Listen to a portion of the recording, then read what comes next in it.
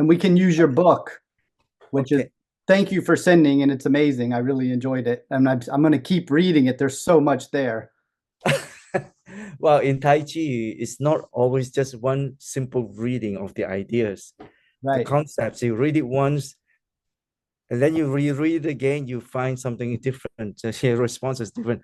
Far more so when you are practicing, is even that is even more evident. Every time you practice, you absorb whatever that has been said in the problem. I wouldn't say the problem. You see, the traditional terminology describing how you learn Tai Chi and the instructions are based on, as you well know, yin and yang kind of stuff, right? And they're not, you can't relate that to biomechanics so easily. So which makes it very, very difficult to get the ideas across. Well, having said that, for example, I'm sure you've learned Tai Chi, right? And your audience too, all pretty much have learned Tai Chi. I mean, you can follow the movements, you can execute the movements per your instructors telling you what to do, right? Now, but then I'm asking you now, okay? What about does your body have a cognition of the movements? Right. Your mind knows, yes, right? Your mind, well, for example, you can point to me, where is the elbow? Boom, you point to me, that's my elbow. Where is your hand? Yeah, yeah. You can see my hand movements, right? But uh, does your body actually have a cognition of your elbow, of your hands, and so on? That is the difference. So the mind knowing is one thing, the body knowing is another.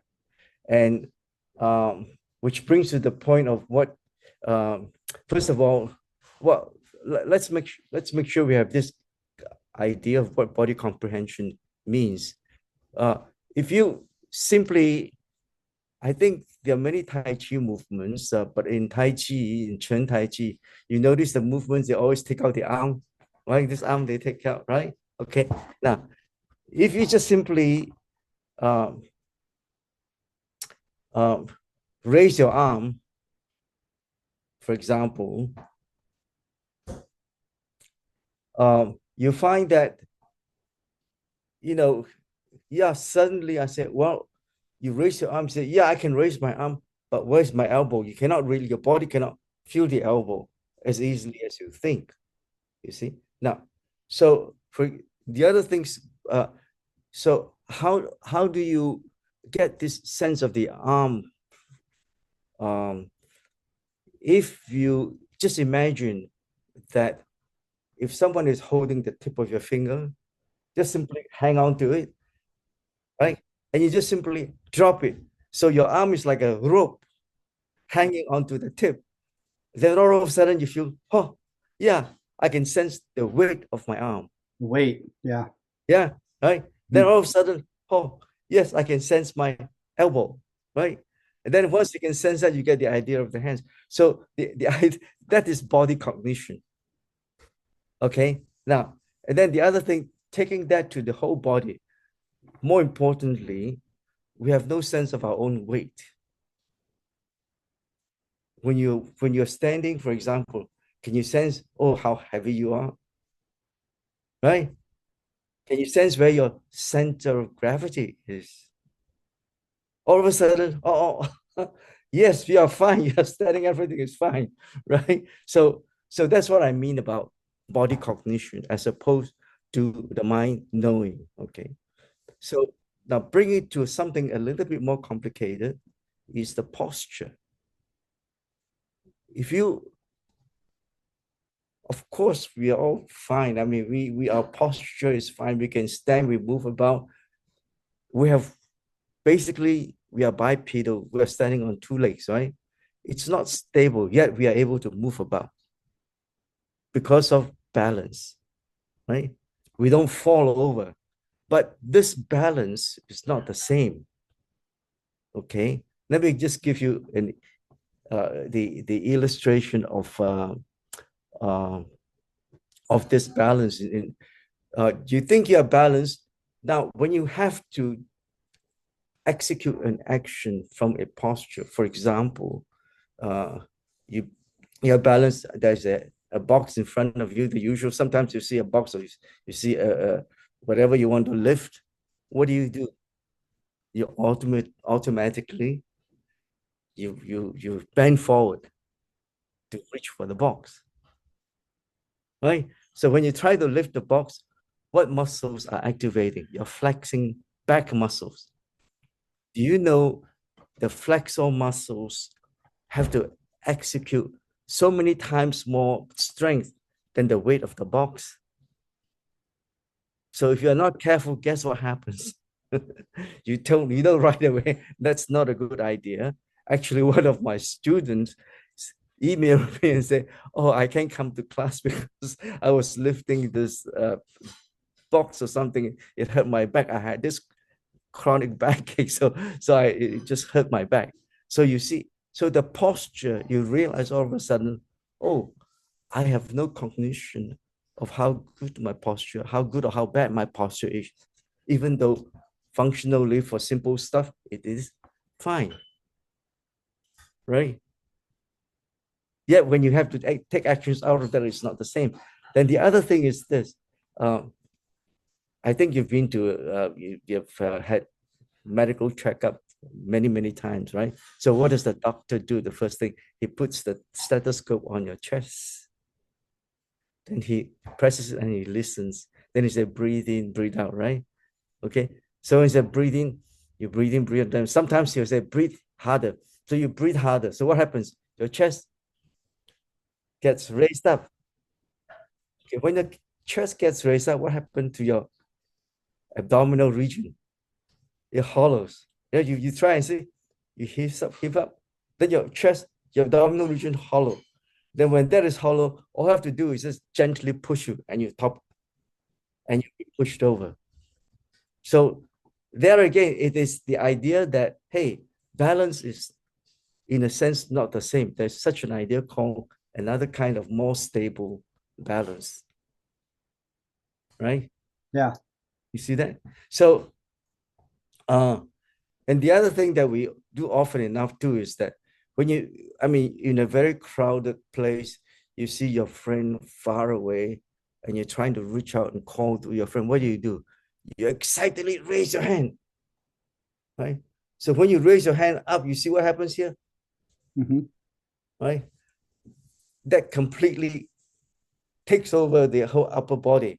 That immediately your balance is still there. You're not falling over. But there again, somebody along your side can just simply gently push you, tuck you a little bit, and you fall over. So that's not the balance that we want. So you know what I'm trying to get at now, right? So when we are practicing Tai Chi or whatever we're doing, we are trying to develop this idea of balance that we call, that is a better balance than the examples that I just gave you. And this is kind of gives you a sense of what I can say inner balance. And we'll talk more about that a little bit, huh? Okay. So, so this is thing. This is excuse me. This is a kind of so you're calling body cognition. Yeah. And sometimes we refer to this as being embodied, like your mind is in the body. And so yep. So all the things that we are talking about, yeah, there are so many ways of describing it. Yeah. So what I'm trying to do is basically give us examples instead of theorizing about it. Right. Just these are sense that we can relate to. Right. So when somebody would raise their hand to call to a friend, they're not paying attention to their body. They don't have to pay attention to the body. Right. And so they have their the whole idea is that you break your internal balance. Yes. Okay. Compromise your internal balance. And it has to do with the mind connection and awareness in the body to maintain the balance. You just simply broke your internal balance. And because of that, you're not as stable as you thought you would be, especially in an action when someone gives you a little nudge. Right. Right. Now, move on to something more specific. Okay. Something more specific. I'm sure you have golfer friends. Weekend golfers. You know what? They will pay you anything just to get to improve their drive from beyond 100 yards, right? But you know how hard it is for them to improve? Doesn't matter. They go coaching, they do this, they do that. It's very, very difficult for them to improve to get to like 100 yards to 150 to 200 yards, something substantial, right? You know that. Okay. Same thing. We see that in baseball. When you have to throw a fastball, you think you can throw a fastball just because you has nothing to do with your musculature. Okay. So there is something to what is it that allows you to have a long range, a fastball, how you can bat well, how your tennis serve can be powerful, right? Power slop, right? Now, so this then immediately we say, well, what the hell is going on here now? Yeah, we have all this little stuff now. I haven't even talked about Tai Chi or anything yet, right? So, but then the question is, okay, there is force involved, right? Your force, how do we experience force? Two kinds of force we experience. One, we are always subject to gravity. One. And the other external force that we are subjected to is when we are bumped into something or someone pushes you. That is an external force, right? So then there is the other force. That is the force generated within the body by what? By our muscles. How do we move? We don't move because there is something lifting our hands, moving. We move because of muscle contractions. Okay. So, the muscle contractions gives us the motion. Now, then the motion, I'm just trying to relate that to what I was talking about, the golfing action, right? Now, to be able to have the drive, a long range drive, you must basically, your whole body movements we always say, come together, right? So that brings to the point of, see, when you move, for example, when you raise your, I was the example of just raising your arm and put it out on the just on the side. Now, if you can just let it rest for, let's say, 5-10 minutes, then suddenly you realize, oh, it is really, you can really feel the difference, the stress on your hand. Now, then you know that what muscles are activating different parts of your muscles. You have a kind of a sense of that. So you see, you want different segments of your body, right? So when you want to exert the force to drive a range, you kind of realize that then the question is, so what the hell is force? Well, force is related to immediately, change in your body movements, change in momentum. Momentum is the mass of your body times the speed, the velocity. If there's no change in the momentum, you don't experience force. So you keep moving, there's no force. But the moment you hit something, there is force. Why? Because your motion, the momentum is changed. There's a collision. So the force that you experience depends on two things, the mass and the velocity. The smaller the mass, the smaller velocity. The little kid bumps into you, you don't care. But if a truck comes at you, even a little speed, much lower speed, you avoid it right away, right? Because our sense of the momentum.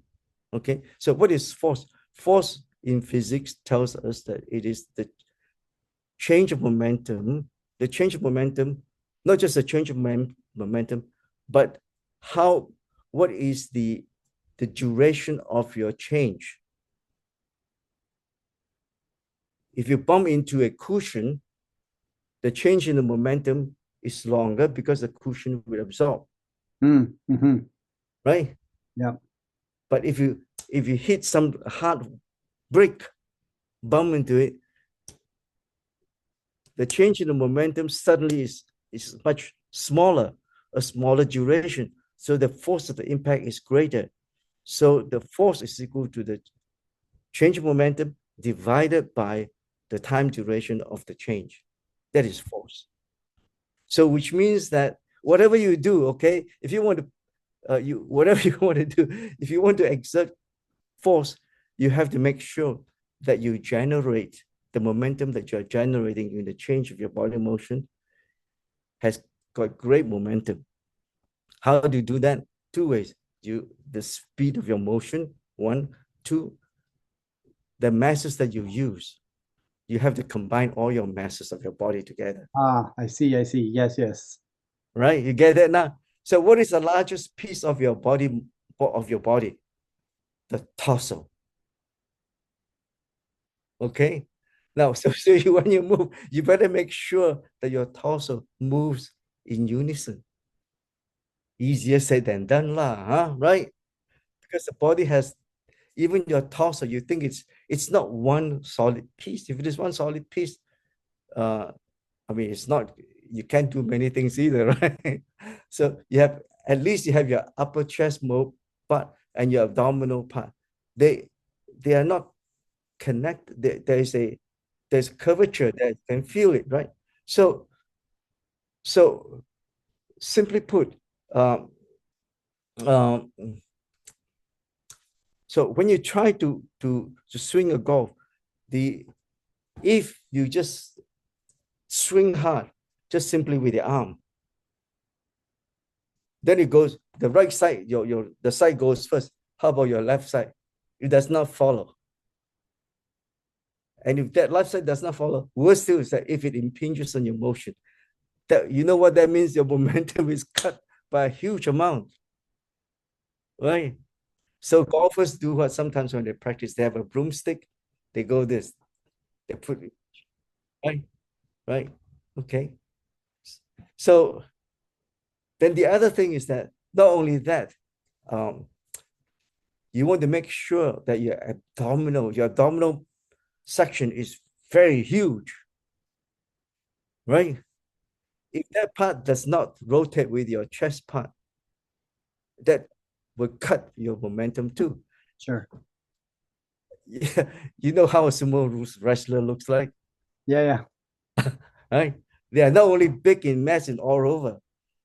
You think they show their belly muscles, their abs? No, they don't have abs, right? They have this huge belly. Why? Because that belly is not all fat, by the way. There's a lot of muscles in the belly. Okay. That belly muscle and fat, that adds to the weight of the torso. So when they shove you or when they try to throw you, that is a tremendous momentum that they can generate to do their action. Okay. I mean, I watch sumo wrestling a lot.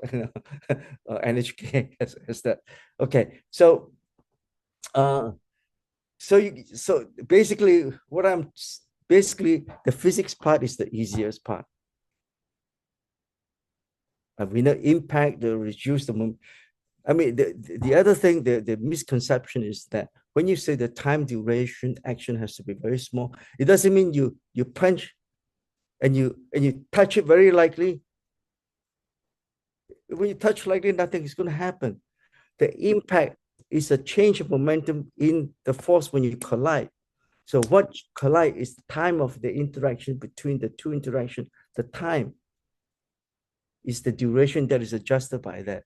That is why we have airbags. Airbags allow you to absorb at a longer duration, so your force of impact will be less. So it's not because you punch it just like touch. That doesn't mean just touching in a brief time moment. It's a collision, that the change of the momentum duration is small. Okay, so that is one misconception. That's why when you sometimes when that is explained, they do the 1-inch punch. They think it's like, no, the 1-inch punch is not likely tap. It is using the entire momentum of the torso. The momentum pushes you, presses you against your whole body, and your body cannot resist because he has the angular momentum. So it's a lot, and the change is to bring about the change is more. That's why it works, you know. Okay, so the physics part is easy. But the body, so how can I get the body to listen to me, that I can gather the momentum to do the right thing? Very simple. And another, you know how often sometimes you see somebody throwing a punch, or when you try to throw a punch yourself, you say, I have to throw a hard punch. You don't like the guy, you have to hit him in the face, right? So your anxiety is what? Throwing the hard punch. So, and what does that trigger? The muscle activations closest to the punch come out first, which means the arm muscles come out first. If the arm muscles come out first, what happens to your shoulder muscles? Less. Not to mention your abdominal, whole torso. That is why there is a limit to, unless you are well trained, your punch does not have the so-called the punch, so to speak. Right? Yeah. So this is where now Tai Chi comes in. Okay. So, you know, well, we all know the one thing that is characterizes Tai Chi is the slow motion, right? And you kind of wonder, here's a slow motion practice, and you know, when it comes to, here's the enigma, right? It doesn't matter what you say. Tai Chi today, majority of the people practice Tai Chi not because of they want to gain some special strength or to be able to fight or do anything. Yet, whenever you talk to Tai Chi masters about their Tai Chi, how good the Tai Chi is, where did the Tai Chi come from, what do they say? I learned it from so and so. Here's my lineage. And so lineage guy was able to push somebody, beat somebody up and all that. Right? Right? In other words, their Kung Fu prowess is used to authenticate how legitimate your Tai Chi is. Right? Even right now, what school will say, oh. So, in other words, Tai Chi is related, martial arts is in the, so to speak, Tai Chi DNA, right? So how does, when we think about it, how the hell does a slow motion connect with Kung Fu fighting, which must have strength and power and force? So it's so so incongruent, right? Okay, now that I think I got that. We've got the base. We've got the introduction and the basis down. So getting to your punch and your golf again, right? You want to make sure that your entire torso moves as a whole. That gives you the bigger mass too. And even before that, you want to make sure that every time different, you know, when we move, where are we moving?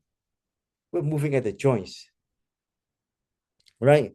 So and each segment of the joints, they'll have their own way of motion. So when you move, you want to make sure that each of the segments are in harmony or if you like, in unity of momentum. You get it, right? So if any part of it is off, that will detract from the momentum. So now suddenly I think you get what I'm saying. Tai Chi practice is to make sure, if you think about it, make sure that your motion is in such a way that there is a harmony of the momentum, of your momentum, and the unity of momentum. Right.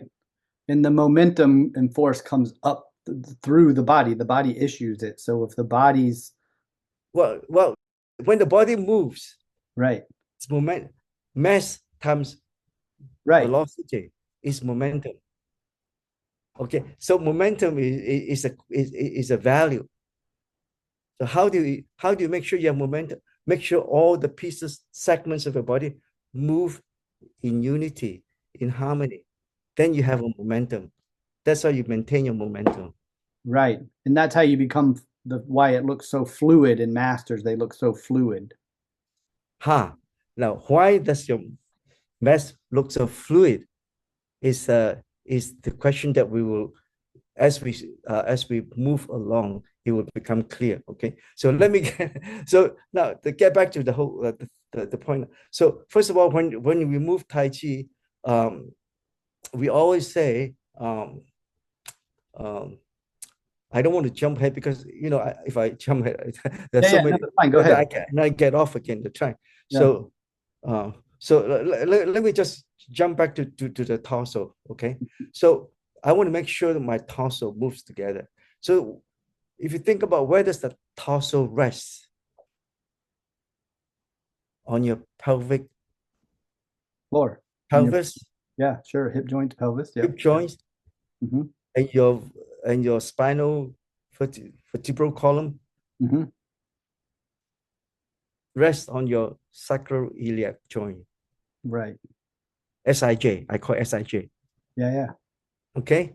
Now, so you have this joint there, your spinal column resting on it. And it's a flat joint. It doesn't have a free joint, right? Like a hip joint is ball and socket, right? Yeah, exactly. Okay. Now, but there are that is, I refer to it as the triangle of joints. Mm-hmm.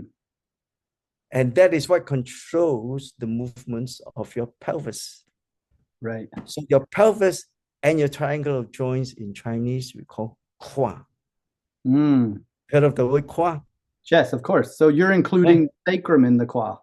Yeah. So now this Kwa complex, all of a sudden, we have to control the movements of the Kwa, to control the torso.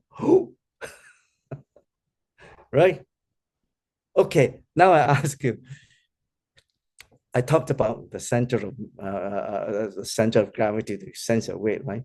If in your regular posture, I mean, talking about just before I jump ahead, on your Kwa complex, what is the centrality of the Kwa? Basically, what is the point that you can, it's like, what is the point of reference you can pick? What do I mean by that? When you draw a circle, it's very easy. The point of reference is center. The distance from that point is the same, right? So your movements of your Kwa's control, your Kwa movements, the Kwa complex movement, where is your center of reference that you can use?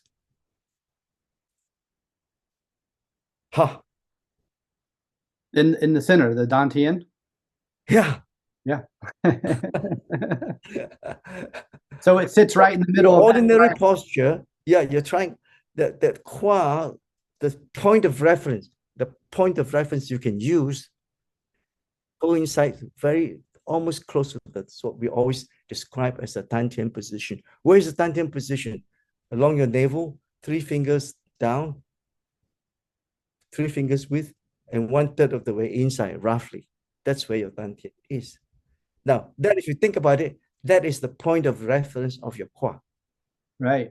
Like, how far in did you say? You said 3 fingers down. 1/3 of the way in. 1/3 of the way in, I see. Yeah. I mean, that is the way we always identify where the Dantian is. Yeah, that's how I was taught. Same. Yeah, okay. Now, so So when we are trying to move, we have to, in the case of the arm, we have to make sure that we have sense.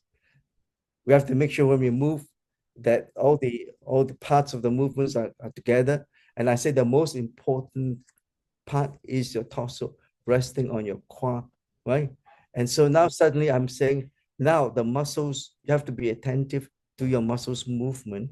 And all that is fine, but it's very important to have a point of reference. Now suddenly I'm pointing out to you the point of motion, the center of reference is the dantian. And why the hell do we talk about dantian all the time? You get that, right? Okay. Now you get the importance, right? Now, okay. Now let me just go back a little bit back to the muscles, right? When we want to, what time do we have? Oh shoot, I have to be very careful because when you let me talk about Tai Chi, I never stop. No, it's okay. We can go as I long as keep you. rolling, rolling. Now, so when you have muscles like biceps and triceps, they are skeletal muscles, meaning that they are attached to the bones. They are originated in one part of the bone and insert on the other part of the bone. So when you want to activate those muscles, it's very clear what you do. You flex and you extend. Very clear, right? Then there are many muscles. If you like, let me just say, let me broadly describe two groups of muscles. The prime muscles, meaning the ones that activate the muscles that move in one. Then there are muscles that I call them inner muscles. They're smaller muscles. They are smaller muscles connected to the joints and the tendons and so on. They respond. They first of all they have to stabilize at your joint, right? So that inner muscles. See, so therefore, when you try to practice, uh, this is easy. How about I would make sure that my inner muscles is activated too, right? Now, so as I said, skeletal muscles, the activation of the muscles is your cognition is your body sense also is very good. Your mind too is very clear. But when it comes to inner muscles, not so clear. And let me give you, in fact, I bring something out, bigger muscles too, that is not very clear. You know, around your abdominal region that we talk about that is so important, the core set of muscles around there, 3 layers of muscles, right? Okay, I don't want to get into the anatomy, huh? But where do they attach? The front, the aponeurosis. The back, the thoracolumbar fascia, the triangle, right? Yeah. That's not bone. Oh, fascia. That's fascia, Yeah. right? Yeah. Now, so you see how difficult it is for you to try to sense the motion of that. Yeah, that's Also, right. Exactly. there you see, right?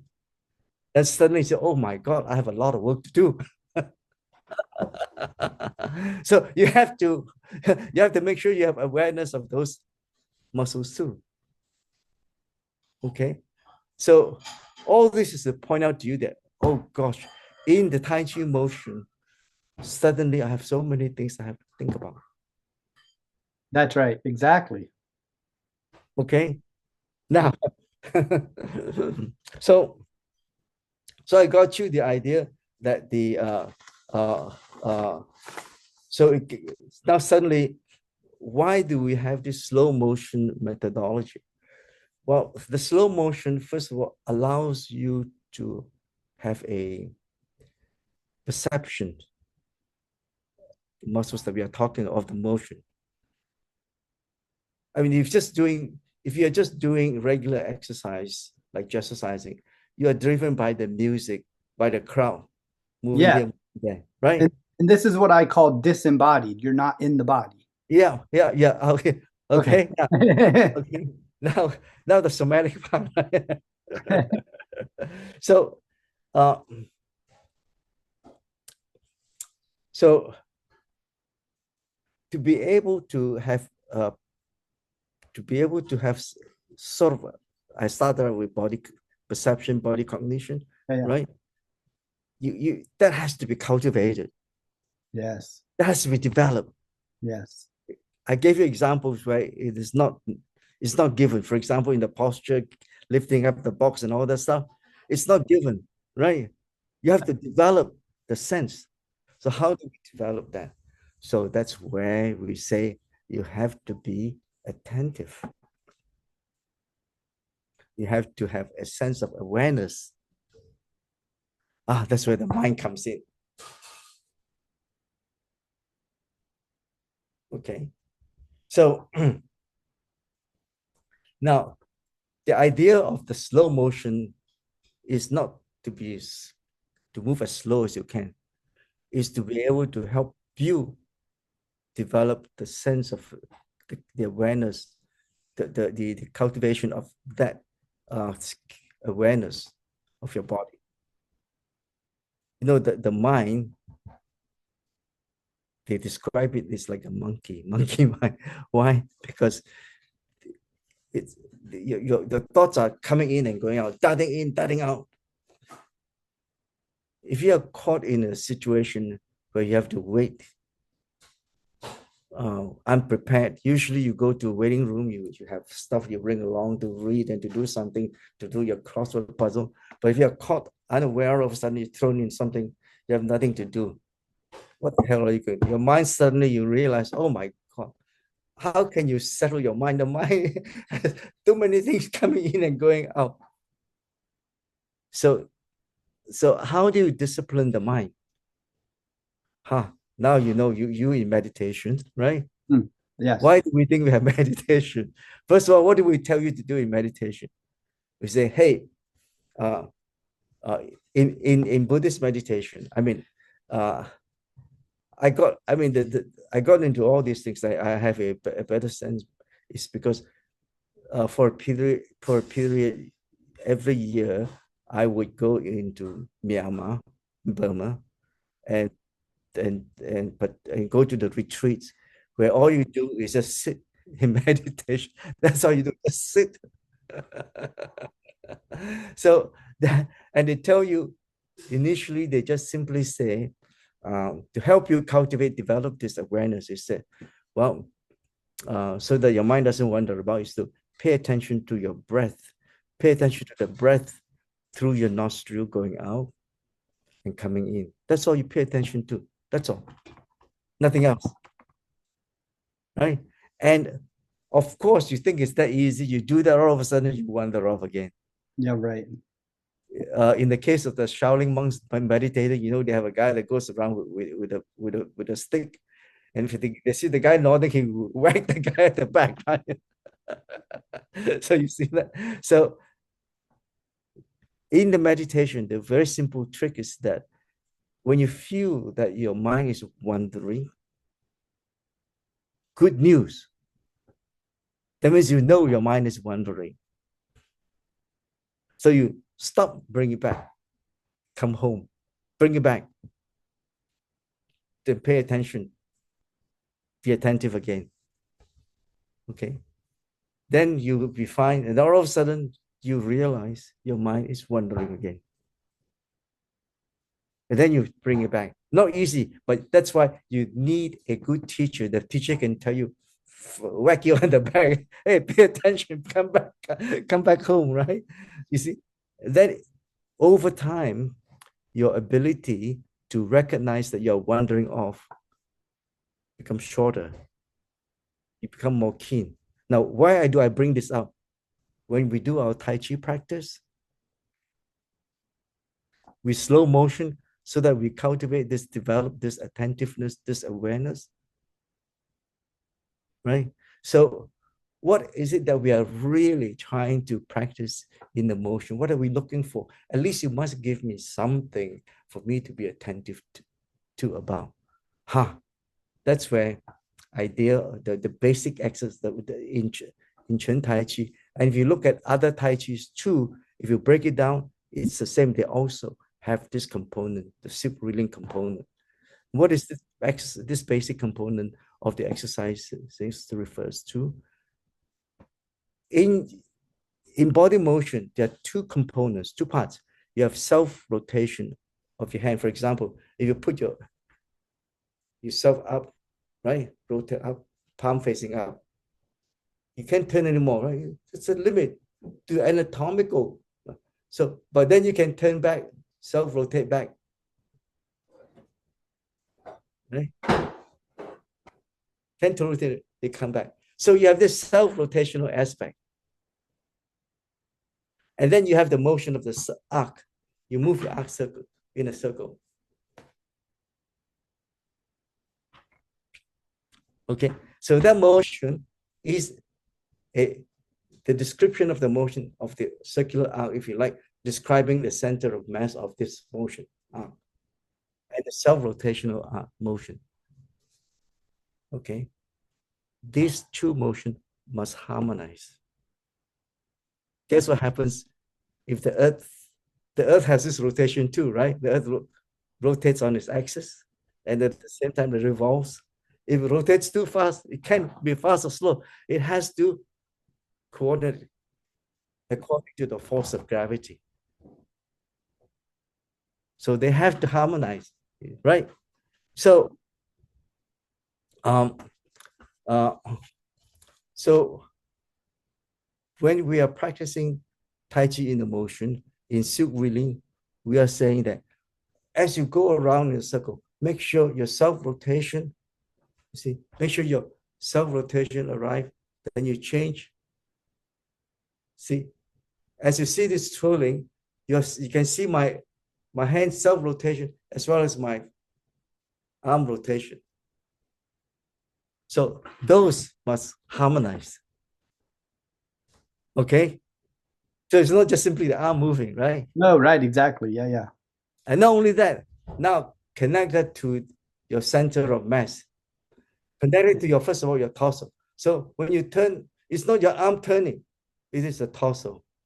You see, now the torso turned down, right?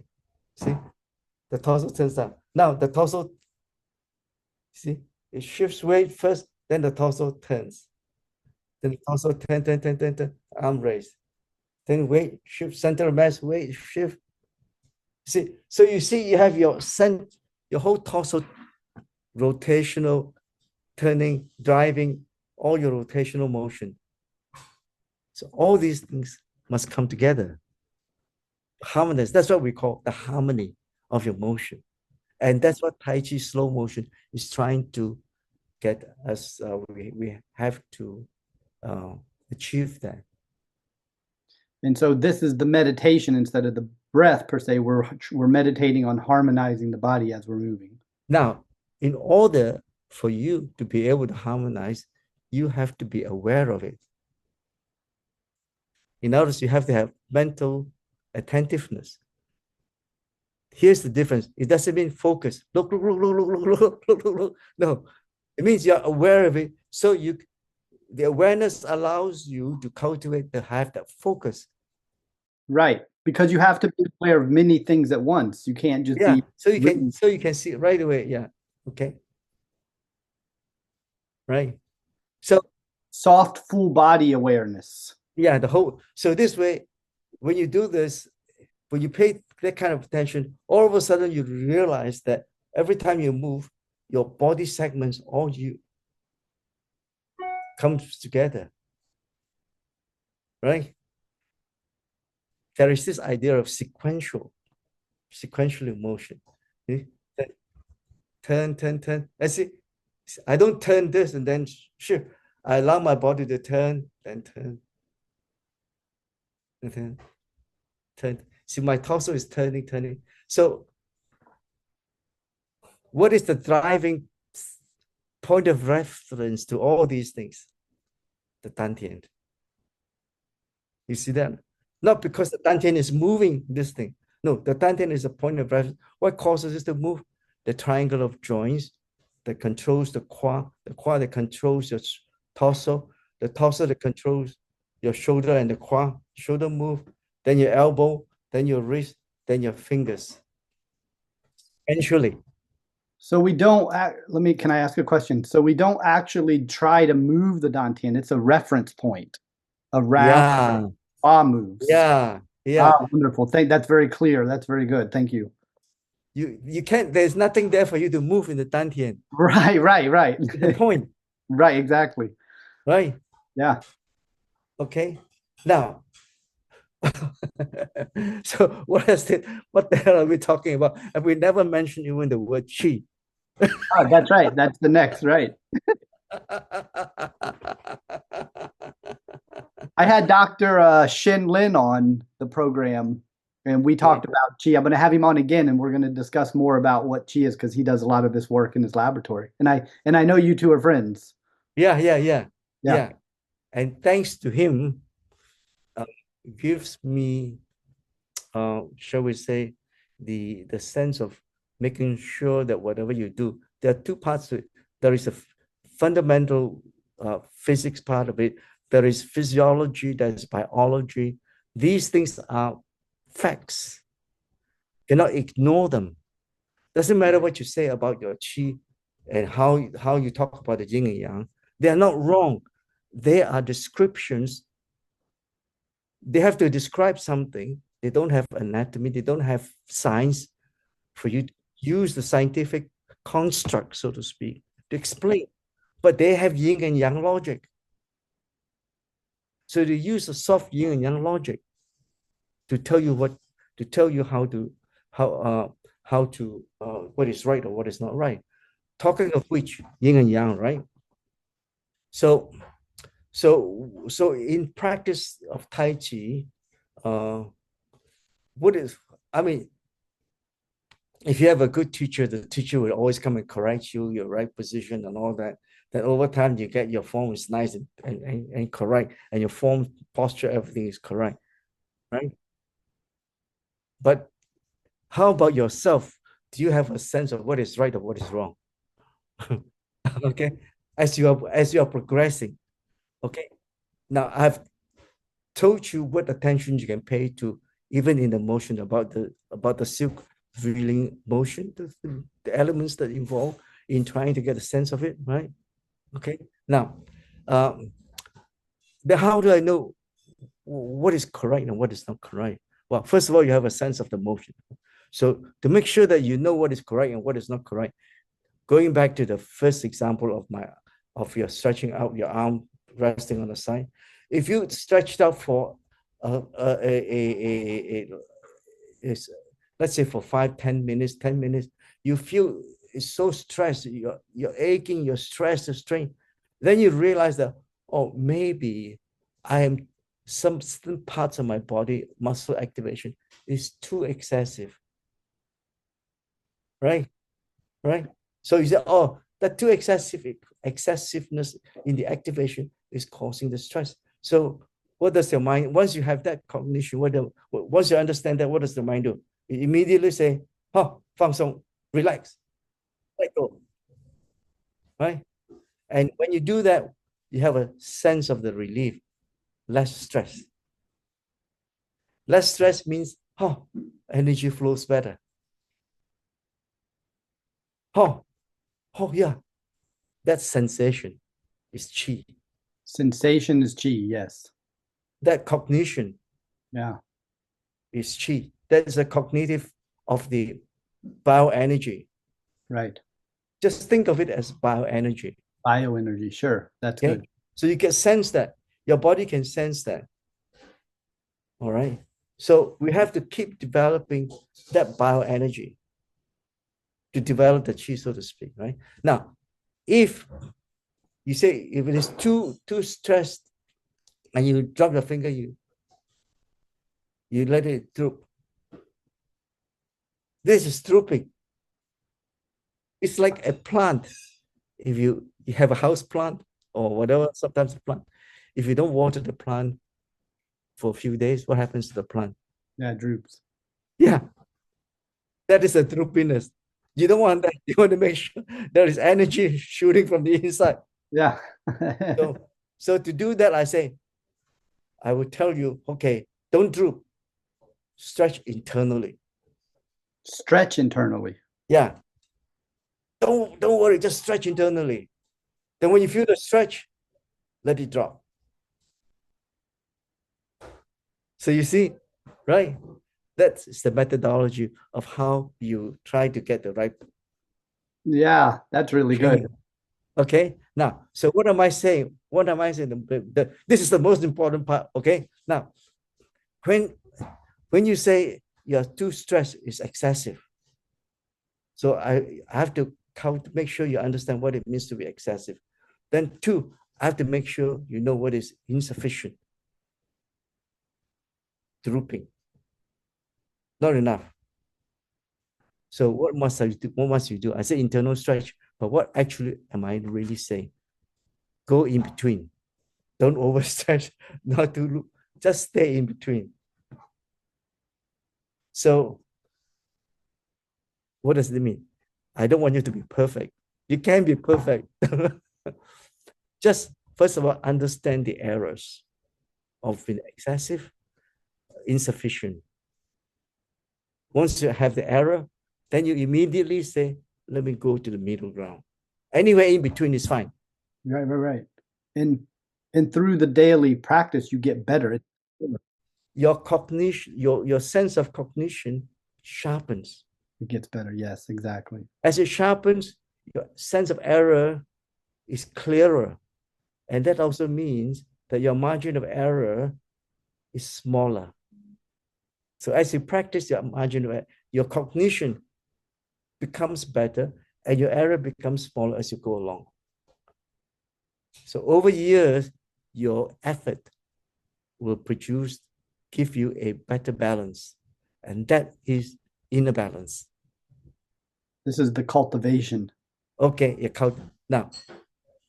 So you see, the mind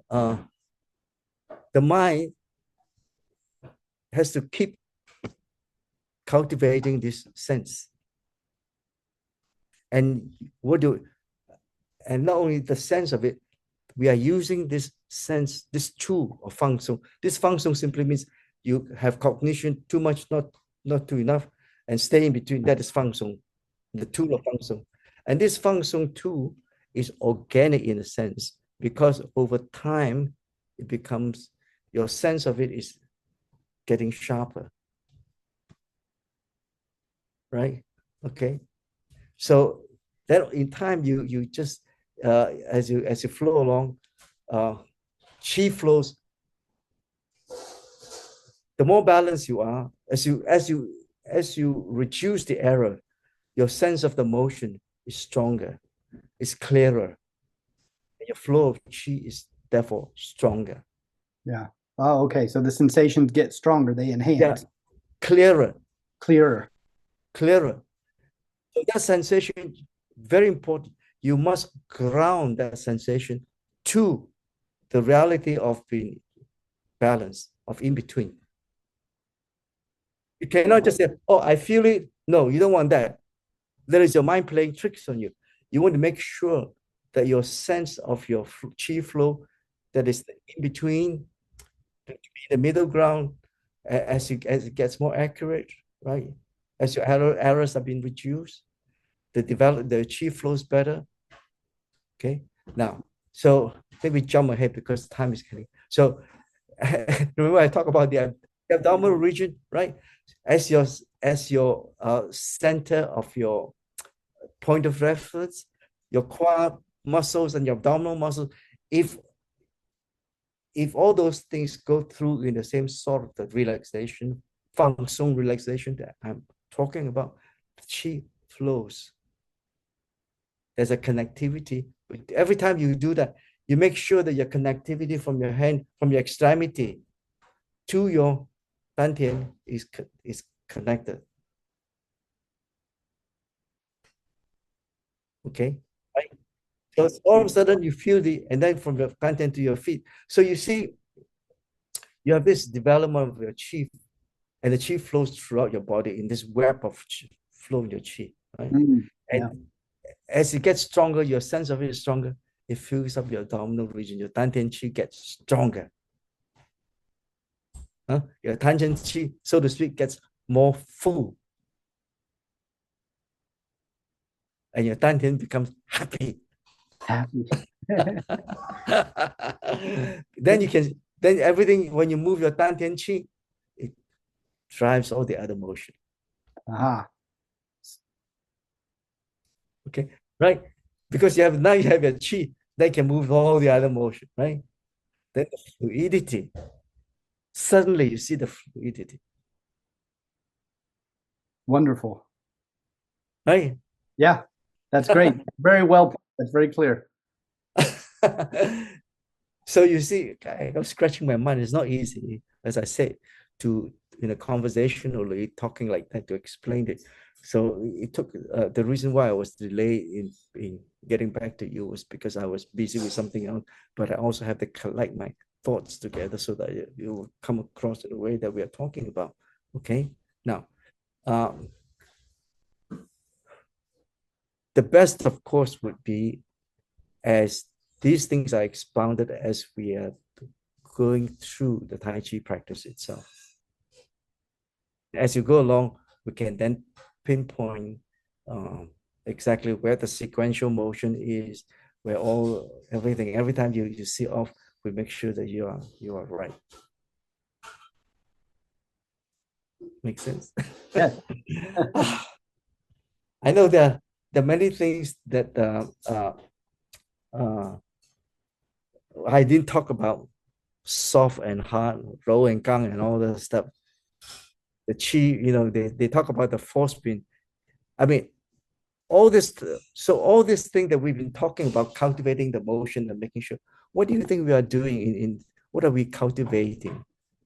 We are cultivating, we are disciplining the body. This is how we discipline this is how we cannot tell the muscles to do this, not to do that. We can't do that. But you notice how I say the Fang Song 2 is a way your body can be disciplined. That's how I use that to discipline the motion. And the sensation of that is qi. That's what I mean by using qi to discipline the motion. You see that now? That also explains why you say we use yi, not li, to do your action. Use your li, not force. But you cannot misinterpret and say, use your yi, don't use muscle force. Right. Some people say that, and it's wrong. Say that. Yeah. Let me tell you something. If I snip the spinal cord, I can tell you directly where it is that goes down to where it's supposed to activate your nerves. If I snip that, you can't move your arm. Doesn't matter what you say. I don't care how much chi you have, how great you are as Tai Chi master, you cannot move. Or how great Qi Gong master is, you cannot move. Well, these things are all connected. They're symbiotic relationships. Yeah. Right. So go ahead. So you see so what we are doing is that as we are developing this, and I gave you the silk wheeling motion. The silk wheeling motion is to give you a very clear basic exercise to allow your body, when you move, that they move in unison, they move in momentum, in harmony. Right? Okay. So what happens when you accelerate the motion? All of a sudden, your momentum is full. So you have the fullest momentum. That's why it's so expressive and yet graceful. Yes, that's right. Chen style is beautiful. Right? That's why it's explosive. It's graceful yet explosive. Right? That's the reason. So when we are practicing Tai Chi, my book says Cultivating Inner Strength, Neijing, right? The whole practice is to develop this inner balance. Once you have this inner balance in your motion, every time you move, the strength that you generate, how do you generate the strength? When you exhibit your change of momentum, that is inner strength. That is what we call by inner strength. And why inner strength? So what's the difference? One, first of all, your momentum is all unified, so it's strongest. Second, because your balance, your inner balance, is not, you are not stuck. It's not like when somebody pushes you, you pushes back. So you're at loggerheads, you're stuck. Once you're stuck, you cannot change. But inner balance say, oh, no, I'm not fighting you back. I'm relaxing and letting go. And allowing your force to come in to the point. But I better make sure I have enough inner strength to hold your force. Otherwise, I'll be shoved, I'll be gone, done. Right? So I must develop enough inner strength so that I can withstand your push. And then when I feel that you are excessive, that you are losing your, I can then guide you off. And the moment you falter, my keen sense of the motion immediately turns around. I increase my momentum force. When I shove you, I have my whole momentum to push you. I'm borrowing your strength. You're faltering. So I can easily borrow the strength and throw you off, you know? So that is the idea of somehow what Tai Chi Kung Fu prowess works. Using, in this case, I say, I didn't use the word Gang and Rou. Gang refers to the momentum coming together, the force, magnitude, and Rou refers to the ability to change the direction, the vector, the directional vector. Force is a vector with magnitude and direction, with Gang and Rou. So when we are Gang and Rou, it allows us to express the force in vector value. Okay, Gang and Rou. Gang and Rou. So that's where. So, oh, I think. Don't you think I've said enough, huh? That's a lot. This was excellent. This was like a master class in Tai Chi. I kept telling my friend, don't get me to talk about Tai Chi. I won't stop. I'm And I'm the same way. better still, if you have questions, even more interesting. Because if you have specific questions, which means that you have been practicing Tai Chi or you've been thinking about it up to a certain point, you feel that, oh gosh, I can't put this together. Doesn't make sense. That's the time when you talk to me. Then when I see your problem, I unravel it immediately. Your insight develop. You see that? That is the whole idea about Tai Chi training and cultivating this insight. And that's why you need a good master to guide you, to help you along. And I'm having said that, master, I'm extremely, extremely lucky that when China opened up, the Tai Chi masters were able to come here. The Chen Tai Chi masters. I mean, the earlier Tai Chi masters that came were all from the mostly from the Yang school. That's why Yang school was still dominate the scene today, because they were here much, much earlier, a few decades earlier. The Chen Tai Chi people came to the state, and I was just fortunate enough that I was into Yang Tai Chi too. Don't get me, I was learning Yang Tai Chi for a long time too, for 20 years before I met the Chen masters. Then when they came, and of course, I have read about, written about what Tai Chi, how they originated, what is what, and so on and so forth, right? So I knew about Chen Tai Chi. So when I heard that they were coming in the late 90s, they first came over here. First it was Chen Xiaowang was the first one that came much earlier. Then 10 years later, they're able to come back again. Because of the restrictions and so on, it was not easy for anyone to travel outside. But then it opened up. But at that time, in the late 90s, Chen Zhenglei came. Chen Zhenglei. Then after that, Zhu Tiancai. Then after that, Chen Xiaowang. They all came in succession. And I got to know them personally as they came. Not only know them personally, I was such a crazy nut when it came to learning this stuff at that time. Unfortunately for me, I was able to spend time with them. So every time they would come here I would spend time with them for roughly about a month, and I would travel with them. I would take them, organize their workshop lectures around the country. One of them 1 month, another one 1 month, another 1 month. So I would spend 3 months with all these masters for a total of about 15 years plus each of them. That's how being close to them and watching them practice and hearing them and translating whatever they are talking. Huh? I'm the guy that does all the in the workshop translating. So I hear these things all the time, right? So it seeps into my body. So when it came to writing the book, it was I had to make sure that all these things come in. And we are lucky. At that time, I was extremely lucky, as I said, to be able to do that, right? But not anymore. Because now, as you know, China's economy is so developed. They're not coming out anymore because they are earning a lot more money teaching them in Thai China than they do coming outside. So they still come out, but they can't spend that much time, as much time as they used to previously. Well, that's wonderful. You got to study with them, and then thank you for sharing this. It's amazing. This book is so good, and the interview and Oh, so but I touched the book. Where is the book?